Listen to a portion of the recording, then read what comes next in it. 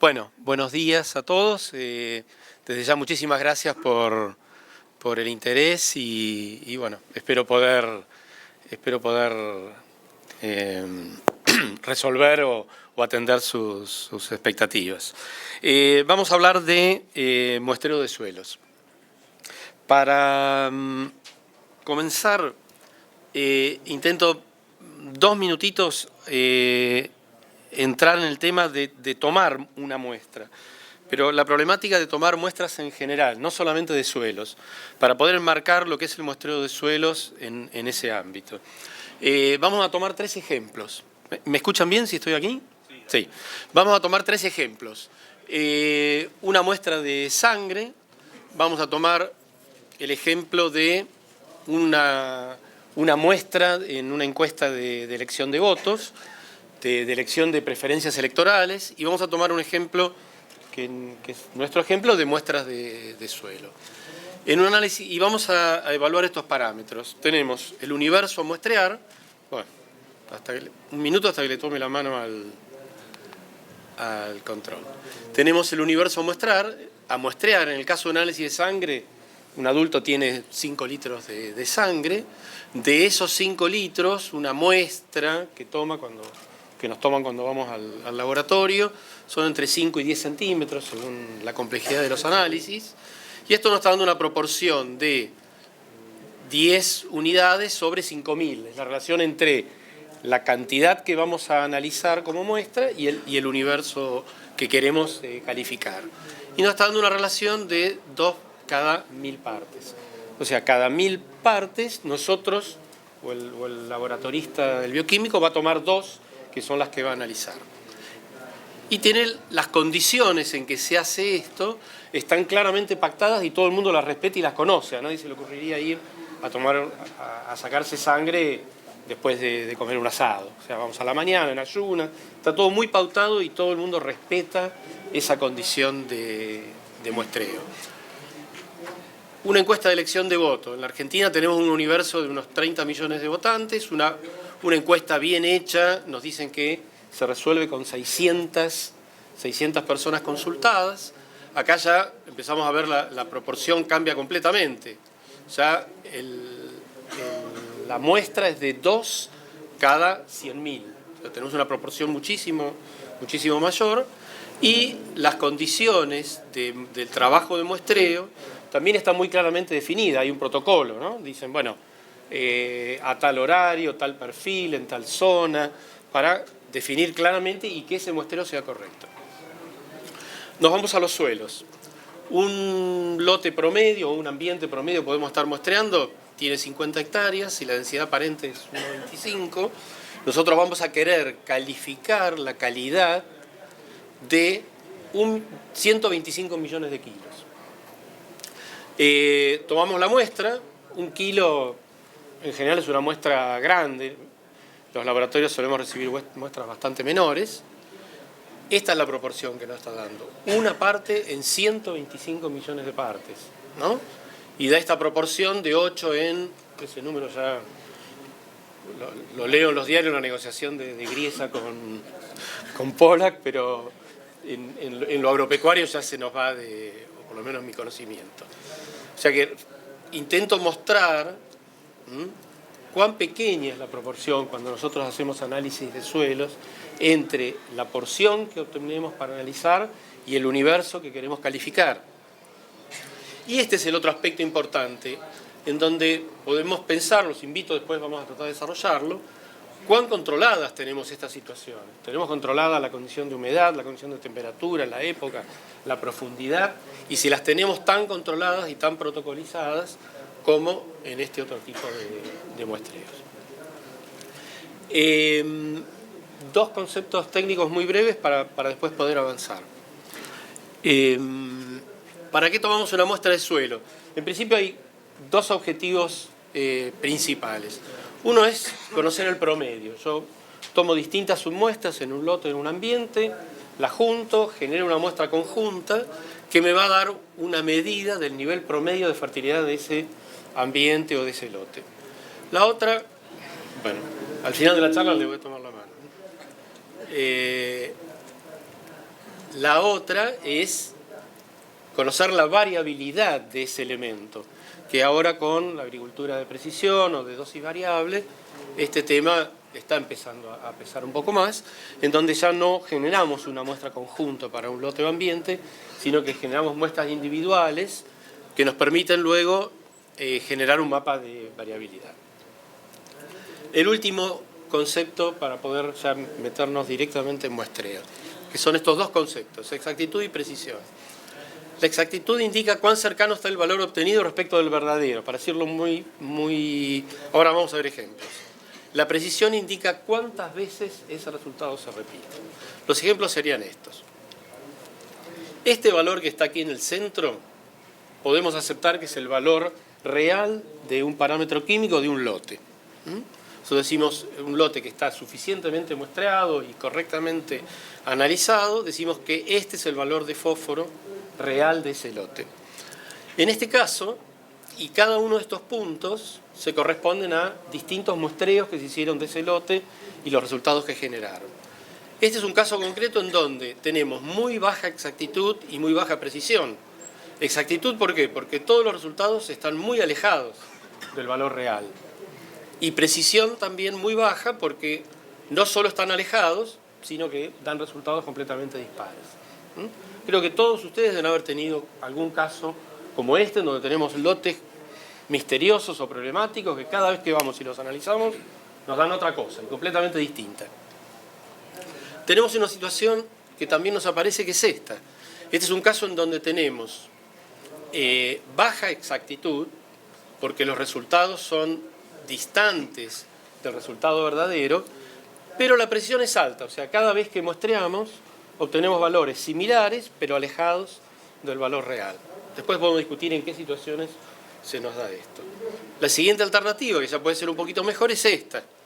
O sea, tenemos valores con buena exactitud, porque están todos cercanos al centro, pero con una variabilidad que todavía es importante, con una precisión baja.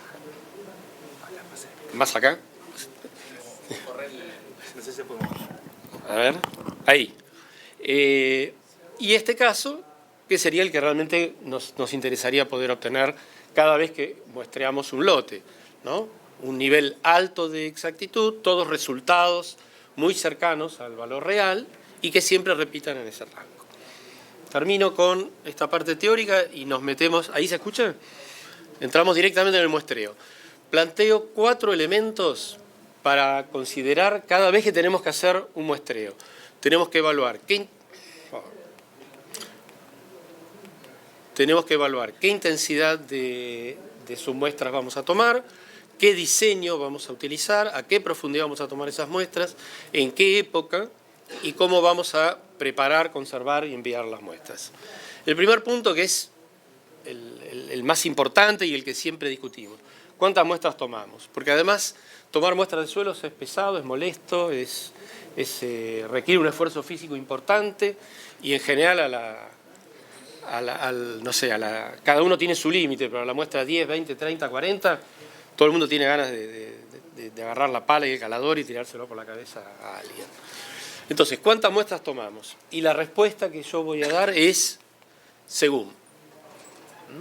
Esta es una tabla que refleja situaciones de lotes promedios, un gráfico, perdón, en donde lo que vemos es la cantidad de submuestras necesarias para lograr un determinado nivel de exactitud con un determinado nivel de precisión. Vemos un ejemplo.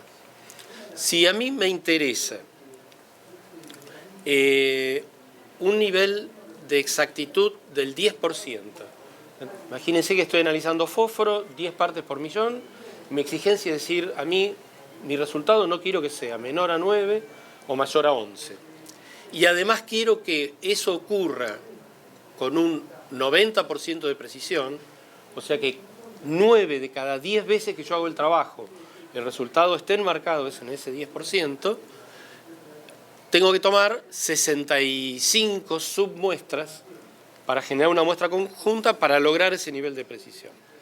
Yo también puedo decir que ese nivel de exactitud es muy elevado, que con un 20% de exactitud, o sea, si el valor promedio del lote es 10, agronómicamente yo estoy conforme si tengo un resultado que varía entre 8 y 12. En ese caso, lo que claramente puedo hacer es bajar sustancialmente la cantidad de muestras y además reduzco el nivel de precisión. Digo, quiero ese 20%, 8 de cada 10 veces, con 18 muestras, con 18 submuestras sería suficiente. ¿Qué es lo que vemos? Agronómicamente podemos acordar que en este rango de 15, 20% y 80-90% de precisión no modifican fuertemente nuestras decisiones agronómicas. Lo que observamos entonces es que esta zona, llamémosla de confort, se ubica en este número de 20 submuestras. Es la única receta que voy a dejar en esta pequeña presentación. 20 es un número de submuestras que en términos generales y para lotes o ambientes con una variabilidad normal son suficientes para uno tener este rango de exactitud y de precisión. Este es otro ejemplo de otro lote en donde se ve exactamente lo mismo. Con 20 submuestras, la variabilidad, en este caso el valor de nitratos, ya no se modifica. Terminamos con intensidad. Diseño. Tenemos distintas formas de poder plantear diseños de muestreo. Cada uno se va a adaptar a la condición y al objetivo que tengamos. El más, con el que se empezó, muy sencillo, es el randomizado o al azar. Recorremos el lote sin información previa y al azar vamos tomando muestras. En grilla, establecemos grillas de distancias regulares o puntos de referencia, que últimamente se ha difundido mucho, en donde de alguna manera, al azar o en base a una ambientación previa, elegimos sitios que entendemos que son representativos del lote o ambiente. La profundidad. Aceptamos que para elementos no móviles, en principio prácticamente todos, menos nitratos y sulfatos, bueno, se puede discutir, 20 centímetros de profundidad es una profundidad de muestreo adecuada. ¿Por qué? Primero, porque hay una variabilidad importante según la profundidad de muestreo. Este es un ejemplo en donde si se toman las muestras a 20 centímetros, el resultado de fósforo es 10,1, se toman a 10 centímetros es 15, se toman a 5 es 25. Y esta es una fuente de error muy, pero muy frecuente en los muestreos. Variaciones de 2-3 centímetros en la profundidad de muestreo nos implican, para algunos elementos como el fósforo, un error muy importante.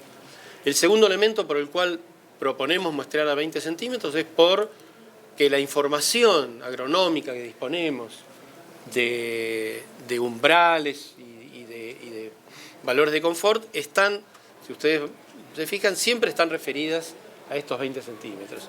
Esto quiere decir que no hay que muestrear a 5, a 7, a 3 centímetros, no, pero bueno, uno tiene que tener después una fuente de información que le permita interpretar ese dato. Para elementos móviles, justamente porque tienen movilidad en el perfil, planteamos muestreos de hasta 20 y 40 centímetros, 60 puede ser también una opción, después podemos discutir la validez o no. La época del año, también es importante, aún parámetros que creemos que son muy estables, en este cuadro se observa, no lo son tanto. Es un ejemplo, un trabajo de Mabel Vázquez para fósforo. Bueno, el caso extremo es en una pastura, ¿no? En el otoño está dando en el orden de 17 partes por millón y en el verano, con un muestreo muy pormenorizado, da 30 partes por millón. Sería importante, cuando se quiera hacer seguimientos de parámetros de fertilidad, estabilizar siempre la misma fecha para tomar las muestras. ¿Cómo enviamos la muestra? Bueno, esta foto intenta mostrar una situación muy frecuente en los laboratorios de cómo se reciben las muestras, ¿no? La bolsa de supermercado, el tarrito de café, un envase, más de una vez llegan en bolsas de fertilizantes. Cada laboratorio tiene a esta altura ya un especialista en descifrar criptogramas, así que logra entenderlo, pero de todas maneras proponemos identificar correctamente las muestras y enviarlas bien acondicionadas. Para ir terminando, planteamos que la calidad de la muestra es determinante para lograr un buen diagnóstico. Sin una buena muestra todo el proceso de análisis del laboratorio pierde valor. Conclusión. Intento presentar que cada lote es un paciente. No hay lotes iguales, como no hay pacientes iguales. Cada lote es un paciente y uno puede interpretar o puede intentar mirarlo de esa manera. Por lo tanto, cada paciente necesita un diseño y un muestreo. No vamos a hacer el mismo diseño y el mismo muestreo para lotes que tienen características distintas. Hemos evaluado cuáles son los factores que afectan estas tomas de decisiones, si conocemos la variabilidad del lote o no lo conocemos, qué nivel de exactitud y precisión pretendemos tener, si vamos a utilizar dosis uniformes variables, si queremos medir la evolución temporal, etcétera, etcétera. Y tenemos los elementos que planteamos que definen un correcto muestreo. Según la interacción entre cada uno de estos elementos, vamos a definir el mejor plan de muestreo de un lote. Hasta aquí llegué. Estas son algunas preguntas que les sugiero. Si me hacen estas preguntas las tengo preparadas, así que va a ser más fácil. Si me hacen otras preguntas intentaré resolverlas. Muchísimas gracias.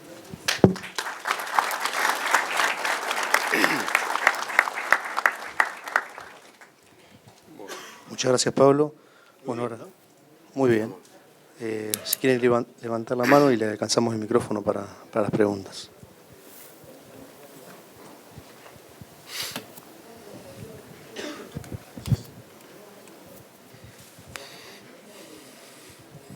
Sí, la pregunta es la siguiente. Yo estoy haciendo siembra por ambientes, tengo un lote supuestamente de 100 hectáreas, tengo una zona de alta producción de 70% de la superficie y una de baja producción de 30% restante. Hay zonas de transición entre esos dos lugares. ¿Cuál recomienda usted el método, el randomizado, la grilla, el sectorizado? ¿Le doy más importancia a la zona de mayor superficie, digamos, al 70% que al 30%? Esa sería la pregunta. Está. Lo primero que yo preguntaría es a qué se debe esa variabilidad. Porque esa variabilidad puede deberse al contenido de arena, por lo tanto a la capacidad de retención de agua del suelo. Se puede ver a la profundidad útil porque hay tosca o algún otro impedimento. Se puede ver a presencia de sales. Porque eso me va a definir mucho la forma en que yo quiera tomar las muestras. ¿Cuál es? ¿Cómo? Es la profundidad útil. O sea, no se debe ni al relieve ni al contenido en arena. El contenido no, el relieve sí son lomas y medialomas profundas y bajo profundas. También.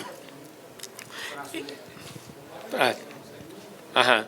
O sea, y que también tiene tosca o piedra. 40 centímetros de profundidad, más de 1 metro. Está bien. Niveles productivos diferenciales de 30 a 40 hasta 80%. Está bien. Ahí no tengo algún ejemplo para mostrar aquí. La respuesta es esta. Usualmente en esa zona, los parámetros químicos no suelen tener grandes variaciones, porque el diferencial de rendimiento lo está dando la capacidad de retención, la capacidad de almacenamiento de agua del perfil. Lo que yo sugiero es hacer algún muestreo diferenciado por ambientes, los ambientes de alta producción y de baja producción, y evaluar si realmente hay diferencias en la disponibilidad de los principales elementos químicos. Es muy frecuente que no la encontremos, ¿no? Y que, reitero, la diferencia de productividad se deba a la capacidad de almacenamiento de agua del perfil. Habría que hacer esa prueba. Si hay diferencia, a partir de ese momento se muestrea por separado. Si no hay diferencia, se vuelve a unificar el lote. Me atrevo a afirmar que en la mayoría de situaciones no encontramos diferencias de parámetros químicos en esa condición. Después, ¿cómo hago el muestreo? Bueno, lo puedo decidir. Si yo estoy seguro de que la variabilidad es baja, puedo tomar puntos de referencia en el ambiente de alta producción, puntos de referencia en el ambiente de baja producción. ¿Cuántos piques hago en cada de esos puntos de referencia? 20. Si hago una grilla, ¿cuántos piques hago? Por lo menos 20. Ese es el número que que dejaría siempre bien fijo. Con respecto a cuando se presentan manchones de suelo salino, si bien usted nos plantea conocer nuestro suelo, pero cuando aparecen manchones de suelo salino, generalmente se lo considera otro ambiente que el normal. ¿Hay algún método, algún sistema que ustedes hayan hecho con la experiencia para hacer ese muestreo diferencial de las áreas normales con respecto a los manchones salinos, para a su vez de muestrear bien, cuantificar? Correcto. Los sitios con exceso de sales usualmente generan una problemática totalmente distinta de la que estuvimos planteando acá.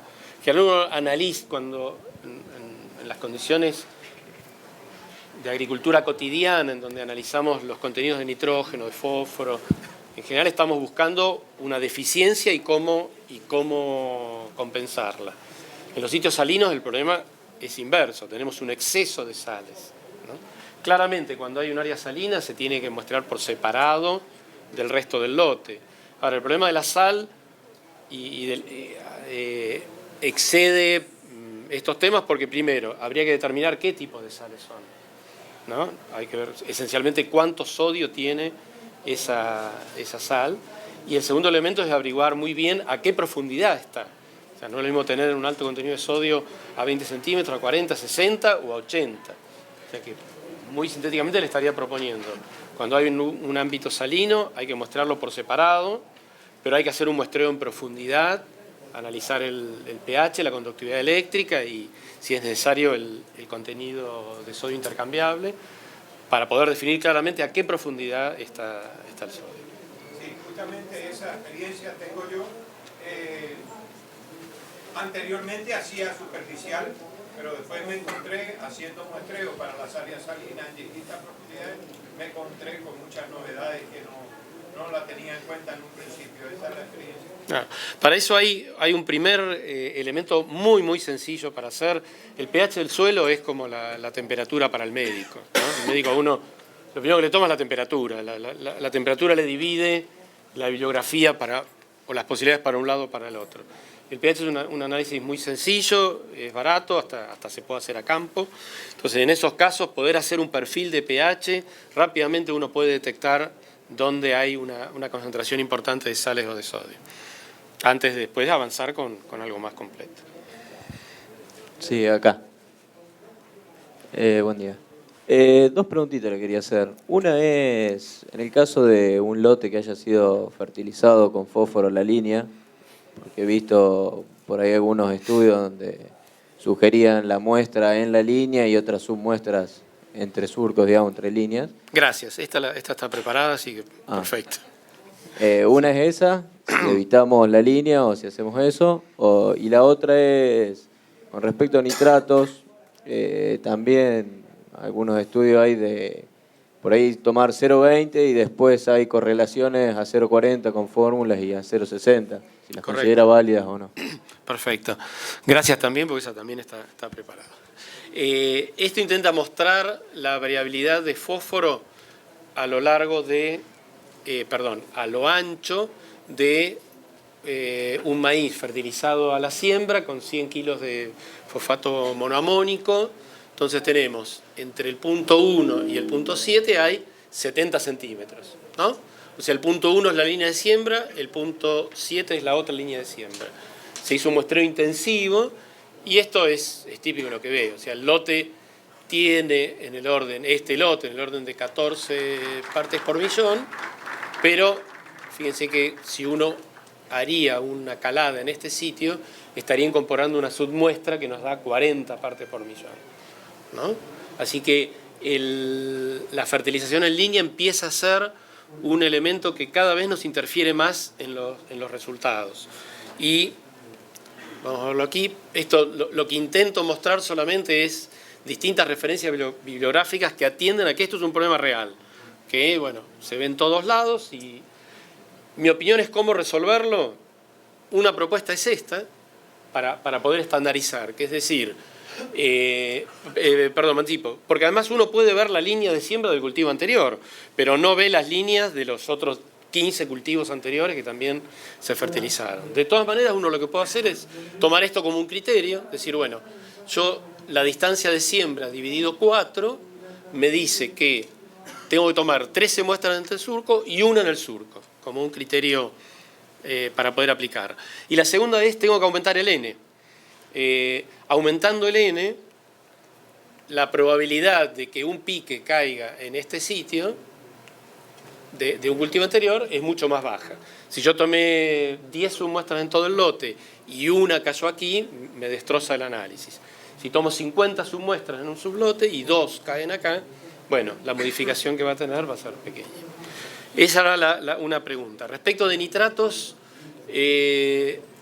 claramente tomar las muestras hasta 60 centímetros nos da una buena información. Nosotros vemos un problema práctico. La muestra de 40 a 60 suele ser una muestra complicada, molesta, o porque hay tapto y es muy duro, o porque está muy seco, o porque si después que llovió tenemos acumulación de agua. Entonces nos parece que en ese caso la perfección termina tentando contra la practicidad. Hay muchos trabajos que muestran que obteniendo nitratos de 0 a 20 y de 20 a 40 y aplicando después alguna fórmula de ajuste, se logran muy buenos resultados para poder estimar los nitratos hasta 60 centímetros. Mi opinión es que con 0,20 solamente el error es muy importante. Entonces, en términos prácticos, nosotros aconsejamos muestrear 0,20 y 20,40 para nitratos. Bueno, te saco del fósforo. ¿Se escucha? Sí, perfecto, eso sí. Sí, como yo comenté, yo hago balanza catiónico, entonces hacemos también encalado. Las muestras son 20, 40, 60 e incluso ahúmetro de profundidad. ¿Cuántas muestras tenés que sacar? Hemos hablado antes. Y también relacionado con la pregunta que hizo del sodio, también en el sodio yo hago mayor profundidad. ¿Y qué pasa cuando la napa está cerca? Medio complicado. Está bien. Bueno, la capacidad de intercambio catiónico y el contenido de cationes tiene, dentro de un ambiente homogéneo, tiene baja variabilidad. Distinto de valores como fósforo, nitratos, que aún dentro de un ambiente homogéneo pueden tener alta variabilidad. Eso ya me está hablando de que puedo tener una presión de muestreo menor, ¿no? O sea, el valor de SIC en un ambiente en donde la textura, que es el elemento principal, es homogénea, el valor de SIC también va a ser homogéneo. Y la profundidad de muestreo, nuevamente, lo planteo en términos de cuál es el paciente.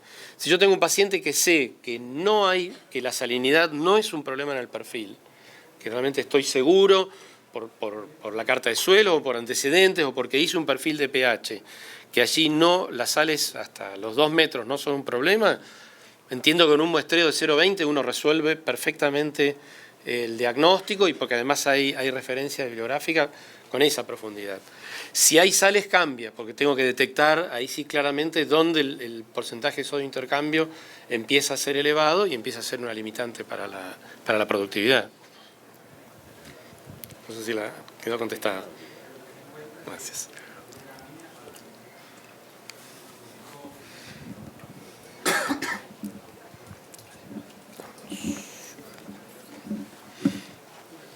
Bueno.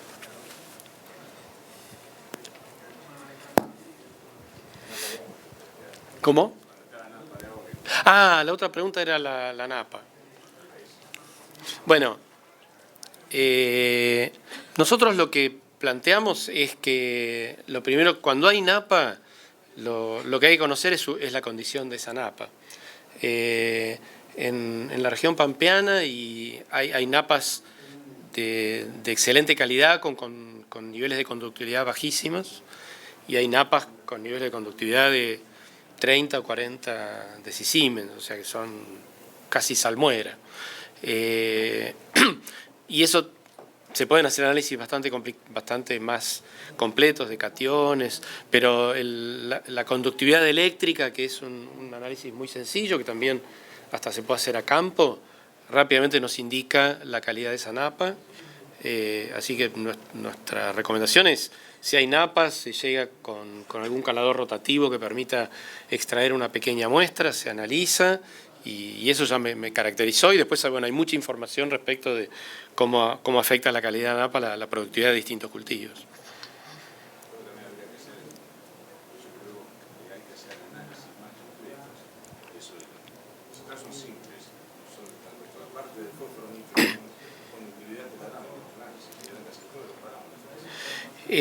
Si estoy en presencia de sitios, digamos, uno si conoce la zona sabe si la presencia de sales o de sodio es un problema o no.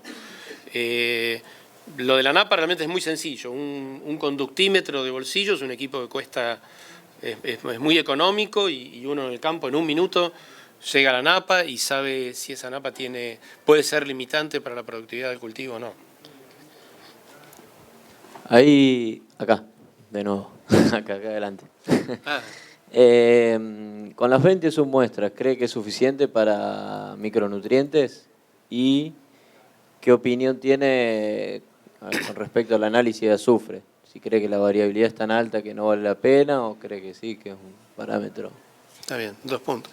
El número de 20, a alguien que no le gusta ver recetas como a mí, es un número, como para poder plantearlo, decir, bueno, mira, en lotes con una heterogeneidad o una variabilidad media, con 20 submuestras, uno sabe que puede estar logrando un nivel de exactitud y de precisión adecuados. Ahora, de vuelta, cada lote es un paciente. Tenemos lotes, si me permiten, avanzo un poquitito acá. Este es un caso. Este es un lote donde se analizaron 102, se hizo un análisis individual de cada uno de estos. En cada uno de estos puntos se hicieron 20 escaladas, se obtuvo una muestra conjunto que se analizó. Entonces, en un lote de 30 hectáreas se hicieron 102 análisis, ¿no? Ahora, veamos, tenemos puntos que dan más de 50 partes por millón y tenemos puntos que dan menos de 6. En este lote, con 20 submuestras, tu probabilidad de error es importante. No te va a alcanzar. Ahora, bueno, uno tiene que detectar y empezar a conocer que este es un paciente complicado, es un paciente que lo tengo que abordar de una manera mucho más intensa, porque con 20 mi exactitud y mi precisión va a ser baja. Y no lo tengo acá, pero puedo mostrar ejemplos de lotes en donde todos estos puntos tienen un rango de variación entre 8 y 10.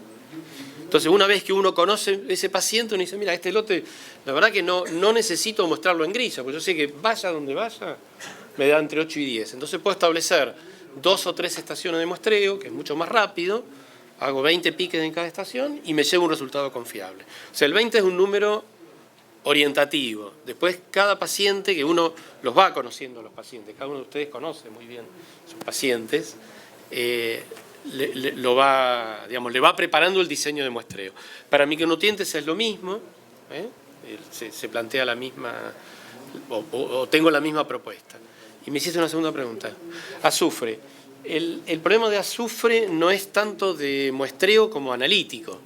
O sea, es una técnica que analíticamente a los laboratorios nos cuesta lograr buena uniformidad por problemas intrínsecos de la técnica, y después es agronómico. No logramos buenas curvas de ajuste entre contenido de azufre y probabilidad de respuesta. O sea que no es un tema de muestreo, sino de agronómico y de laboratorio. Bueno, acá culmina el taller por el tiempo, así que muchas gracias, Pablo, muchas gracias a todos. Muy bueno salió el taller, así que felicitaciones. Bueno, gracias, muchas gracias.